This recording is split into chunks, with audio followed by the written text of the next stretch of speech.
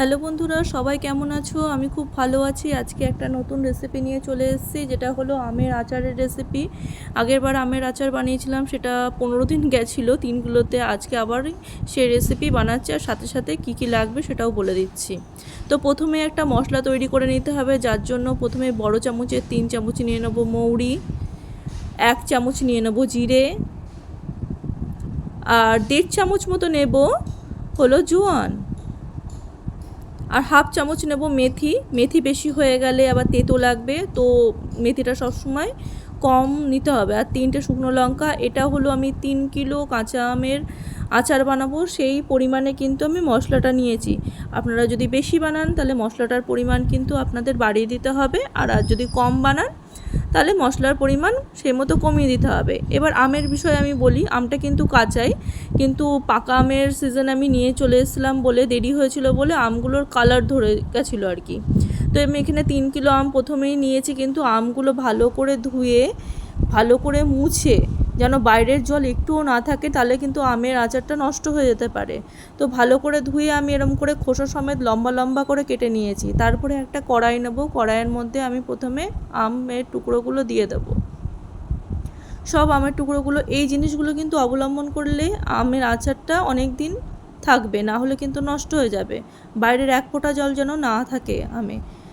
তারপরে আমি দিয়ে দেবো 400 গ্রাম মতো চিনি। তারপরে আমি এখানে আখের গুড় দেব।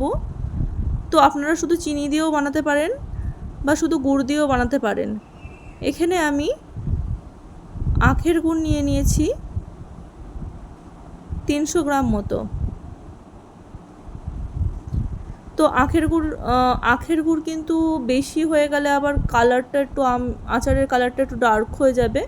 তো চিনি দিয়ে করলে কালারটা খুবই সুন্দর থাকবে। তো আমি কিছুটা পরিমাণ চিনি নিয়েছি আর কিছুটা পরিমাণ আখের গুড় নিয়েছি। আপনারা আখের গুড় দিয়েও শুধু বানাতে পারেন, আবার শুধু চিনি দিয়েও কিন্তু আচারটাকে বানাতে পারেন। কিন্তু আচারের সম্পূর্ণ টেস্টটা কিন্তু ওই সেই মশলাটার ওপর নির্ভর করছে। সেটা আমরা ভেজে নিয়ে কিন্তু আধ গুঁড়ো করে নেবো, পুরো মিহি গুঁড়ো হবে না, সেটা কিন্তু আধ গুঁড়ো হবে। এবার আমরা রেখে দেবো, গ্যাস জ্বালানো আছে, রেখে দেবো চিনিটা আর আখের গুড়টা গলে যাওয়ার জন্য অপেক্ষা করব। এখানটা আমার রান্নার এখানে একটুখানি লাইটের সমস্যা হয়েছিল, তাই জন্য এটা ডার্ক হয়ে যাচ্ছিলো মাঝে মাঝে। এর জন্য একটু আমাকে ক্ষমা করবেন, ভিডিওটা এরকম হয়ে গেছে। দেখেন চিনিটা গলে যাওয়ার পর 2 চামচ মতো কিন্তু স্বাদের জন্য আমরা বিট লবণ দিয়ে দেবো। এখানে এমনি লবণও ব্যবহার করা যেতে পারে, কিন্তু বিট লবণ দিলে টেস্টটা আরও সুন্দর হয়। এখানে দেখেন সব গলে গেছে, চিনি আখের গুড় সমস্ত গলে গেছে। এবার কিছুটা পরিমাণ মশলা আমরা এখানে প্রথমে অ্যাড করে দিয়েছি। এবার ভালো করে সেদ্ধ করে নেব।